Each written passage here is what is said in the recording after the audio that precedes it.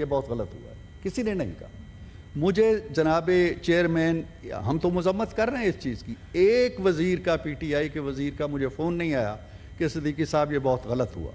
مجھے ہتھکڑی لگا کے آپ نے 8 بائی 8 فٹ کے اس کمرے میں ڈالا جہاں 6 قیدی پہلے سے پڑے تھے، 7واں میں تھا، اور ایک میرے سرانے وہ کموڈ پڑا تھا جو غلاظت سے بھرا ہوا تھا۔ ہم کیا کہانیاں سنائیں ان کو؟ یہ 73 کا آئین موجود تھا جس کا حوالہ آج آپ دے رہے ہیں، یہ آج نہیں نازل ہوا۔ آج آپ کہتے ہیں جی کہ what goes around comes around، یہ تو آپ پہ صادق آ رہا ہے، ہم پہ صادق نہیں آ رہا۔ ہم نے وہ قرض بھی ادا کیے ہیں جو ہم پہ واجب ہی نہیں تھے، ہمیں تو بے قصور دھکیل دیا آپ نے، کسی پہ چرس ڈال دی، کسی پہ بھنگ ڈال دی، کسی پہ ہیروئن ڈال دی۔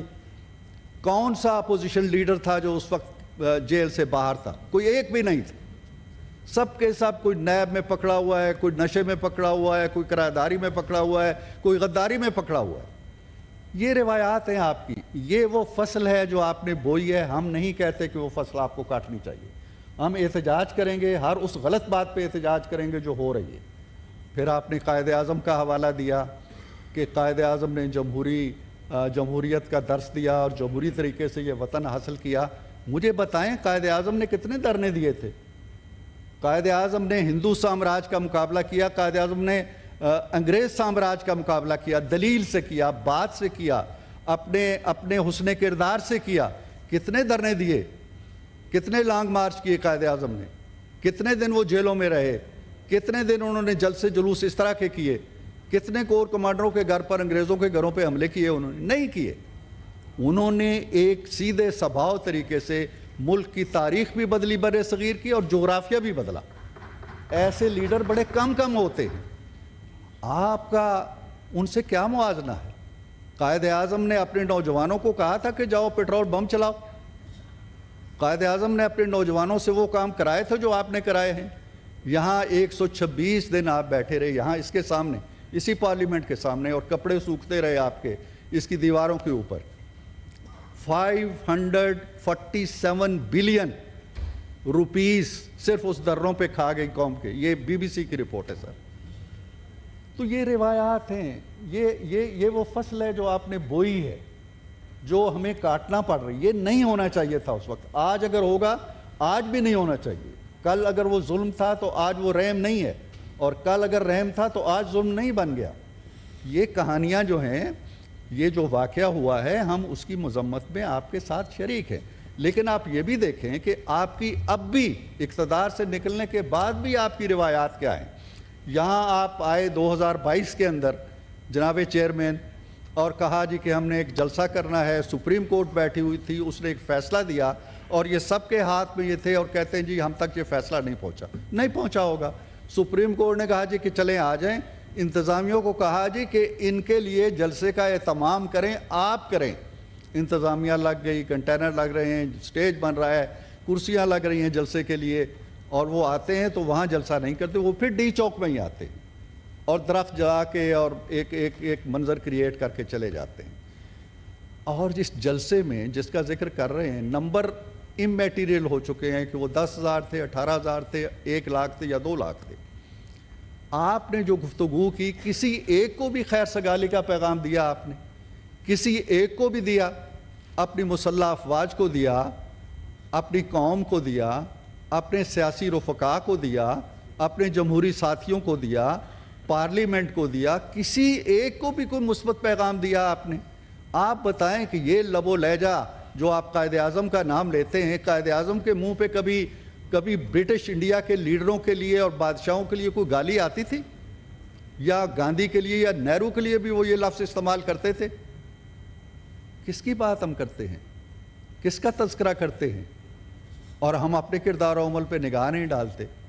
معاملہ یہ ہے کہ پاکستان نے رہنا ہے جناب چیئرمین، کوئی انقلاب اس طرح کا نہیں آئے گا جو ملیا میٹ کر کے لے جائے گا اور ادارے تباہ ہو جائیں گے اور پارلیمنٹ گھر چلی جائے گی اور ہم گھر چلے جائیں گے۔ ہم ایسا انقلاب نہیں آنے دیں گے۔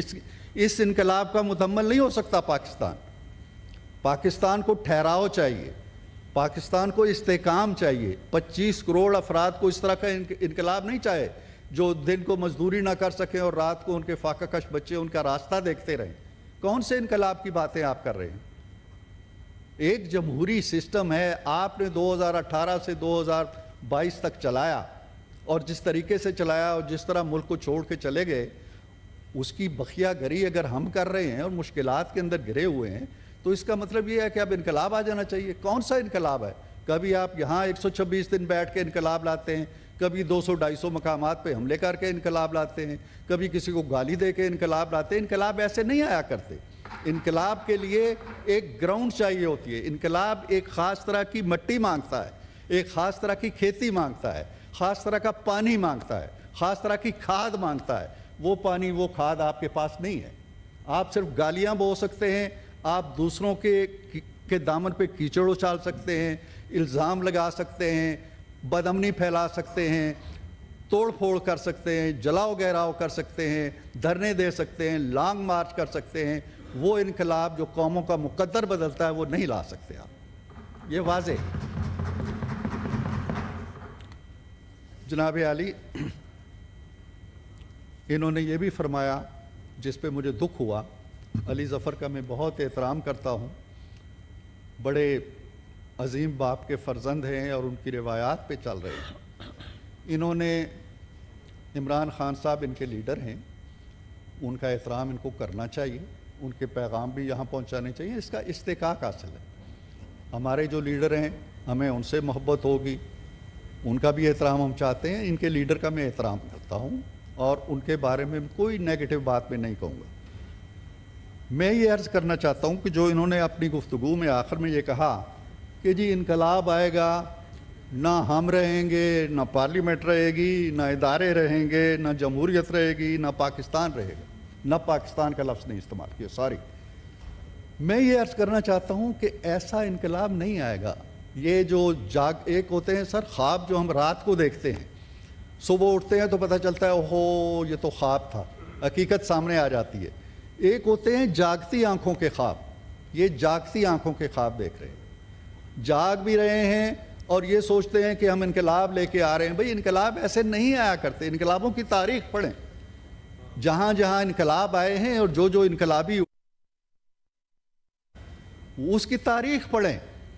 تو میں اپنی بات اس بات پہ ختم کرنا چاہتا ہوں کہ انشاءاللہ یہ ادارے بھی رہنے ہیں، یہ پارلیمنٹ بھی رہنی ہے، ہم بھی رہنے ہیں، یہ بھی رہنے ہیں یہاں پہ انشاءاللہ، اور پاکستان نے بھی رہنا ہے۔ یہ جو نشیب و فراز آتے رہتے ہیں ہمیں تو بے قصور دھکیل دیا آپ کہ نے، میں جو دوسرے کی تحقیر کر رہا ہوں، دوسرے پہ الزام لگا رہا ہوں اور یہ کہتا ہوں کہ آج ہمارے ساتھ کرو گے تو کرو گے۔ ہم بھگت چکے ہیں بھائی، ہم تو وہ بھی بھگت چکے ہیں جو ہمارے گناہ تھے ہی نہیں، ایسے کر چکا چکے ہیں جو کبھی ہم پہ واجب ہی نہیں تھے۔ آپ کو ہم کیا کیا بتائیں؟ مجھے 2 دن تک انہوں نے کھانا بھی نہیں دیا وہاں پہ، میں ایسے کر چکے ہیں جو کبھی ہم پہ واجب ہی نہیں تھے۔ آپ کو ہم کیا کیا بتائیں؟ مجھے 2 دن تک انہوں نے کھانا بھی نہیں دیا وہاں پہ، میں ڈائیبیٹک ہوں سر، اور مجھے 2 دن تک نہ صبح نہ شام، ڈاکٹروں کہا گیا جی کہ ان کی طبیعت ٹھیک نہیں ہے، ڈاکٹروں تک ان کو ہاسپٹل پہنچا دیا جائے، تو پتہ چلا جی کہ نہیں ان کو ہاسپٹل نہیں لے جا سکتے، یہ یہیں رہیں گے، ہمیں حکم ہے کہ ان کو یہاں سے نہیں نکالنا۔ کیا کیا کہانیاں ہم بیان کریں؟ اور ظلم یہ ہے کہ اس چیز پہ تعصب بھی نہیں ہوا کبھی کسی کو۔ What goes around comes around ہمیں کہتے ہیں۔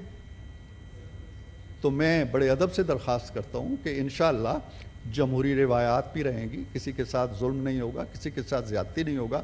یہ نمبر کاؤنٹ کریں کہ ان کے عہد کے اندر کتنے لوگ جیلوں میں تھے، وہ لوگ نہیں جو 9 مئی جیسے کیسز میں تھے، وہ لوگ جنہوں نے کچھ نہیں کیا تھا، کوئی کرایہ داری میں تھا جیسے میں نے بتایا، جیسے میں تھا، اور مجھے یہاں احمد خان صاحب بیٹھے ہوئے تھے۔ احمد خان نے مجھے بتایا اس وقت کہ صدیقی صاحب بر صغیر کی ہسٹری کے اندر، برٹش انڈیا کی ہسٹری کے اندر یہ آپ واحد کیس ہیں جو اس کیس کے اندر ہتھکڑی ڈال کے جیل میں ڈالے گئے۔ I am the only one. یہ روایت اور یہ سونے کا تمغہ، یہ حلال جرت ان کے سینے پہ سجا ہوا۔ ہمیں کہتے ہیں جی بہادر یہ ہوتے ہیں اور بزدل یہ ہوتے ہیں، ہم بزدل ہی صحیح، لیکن ہمیں وہ بہادری نہیں چاہیے جو قوم کے مستقبل سے کھیلے، قوم کے استحکام سے کھیلے، قوم کے اداروں سے کھیلے، جمہوریت سے کھیلے، پارلیمنٹ سے کھیلے اور صرف اپنی ذات پہ نگاہ کرے۔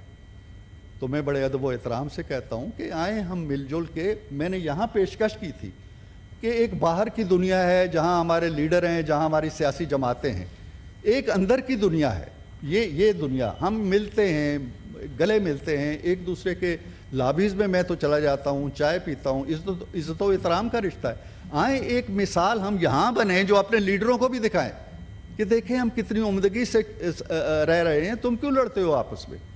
لیکن یہاں بھی صورتحال کبھی کبھی جو ہو جاتی ہے بڑی افسوسناک ہو جاتی ہے۔ میں آج بھی کہتا ہوں کہ ہاؤس کے لیے، ہاؤس کے تقدس کے لیے، ہاؤس کے احترام کے لیے، دوسرے ہاؤس میں اگر ایک چیز ہوئی ہے اس پہ ہمارا دل بھی زخمی ہے۔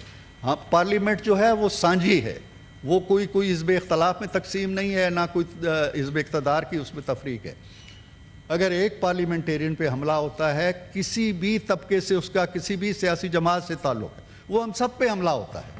ہمیں اجتماعی طور پہ اپنے اس ایوان کے تقدس کے لیے، جس طرح میں تو سمجھتا ہوں کہ ہمیں کوئی نہ کوئی ایسا میکنزم بنانا چاہیے۔ شبلی فراز صاحب ہیں، ان کی سربراہی میں کمیٹی بن جائے، علی ظفر صاحب کی بن جائے، ہم ایک اچھے شگفتہ ماحول کے اندر، آج ٹھیک ہے انہوں نے گفتگو کی، ہم نے سنی، میں نے گفتگو کی، انہوں نے سنی، یہ تحمل، یہ بردباری اور یہ کشادہ دلی اور یہ کشادہ مزاجی، یہ حسن ہے اس ایوان کا۔ میں بہت شکر گزار ہوں، انہوں نے میری گزارشات توجہ سے سنی۔ مولانا عطاء الرحمان صاحب، تھینک یو۔ مسلم لیگ نون کے پارلیمانی leader senator Irfan Siddiqui senate اجلاس میں اظہار خیال کر رہے تھے۔ ان کا کہنا تھا